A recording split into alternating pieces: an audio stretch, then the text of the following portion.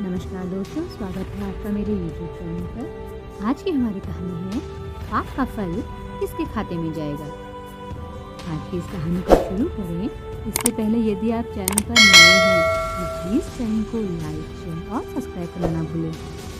तो चलिए शुरू करते हैं आज की कहानी। पाप का फल किसके खाते में जाएगा। बहुत समय पहले की बात है। एक राजा ब्राह्मणों को भोजन करा रहा था। जब वह ब्राह्मण को भोजन करा रहा था तब पंक्ति के अंत में बैठे एक ब्राह्मण को भोजन परोसते समय एक चील अपने पंजे में एक मुर्दा सांप लेकर राजा के ऊपर से गुजरी और उस मुर्दा सांप के मुख से कुछ बूंदें जहर की खाने में गिर गईं। किसी को कुछ पता नहीं चला, लेकिन खाने में जहर जाने की वजह से वह ब्राह्मण जहरीला खाना खाते ही मर गया। अब जब राजा को इस बात का पता चला तो ब्रह्म हत्या होने से उसे बहुत दुख हुआ।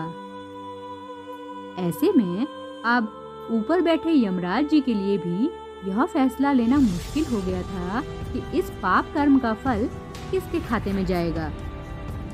राजा के, जिसको पता ही नहीं था कि खाना जहरीला हो गया है, या वह चील के जो जहरीला सांप लिए राजा के ऊपर से गुजरी, या वह मुर्दा सांप के जो पहले से ही मर चुका था। अब बहुत दिनों तक यह मामला यमराज जी की फाइल में अटका रहा। फिर कुछ समय बाद कुछ ब्राह्मण राजा से मिलने उस राज्य में आए और उन्होंने किसी महिला से महल का रास्ता पूछा। उस महिला ने महल का रास्ता तो बता दिया, पर रास्ता बताने के साथ साथ ब्राह्मणों से यह भी कह दिया कि देखो भाई, जरा ध्यान रखना, वह राजा आप जैसे ब्राह्मणों को खाने में जहर देकर मार देता है। बस जैसे ही उस महिला ने ये शब्द कहे, उसी समय यमराज ने फैसला ले लिया कि उस ब्राह्मण की मृत्यु के पाप का फल इस महिला के खाते में जाएगा और इसे उस पाप का फल भुगतना होगा। अब यमराज के दूतों ने पूछा, प्रभु ऐसा क्यों, जबकि उस ब्राह्मण की हत्या में उस महिला की कोई भूमिका भी नहीं थी।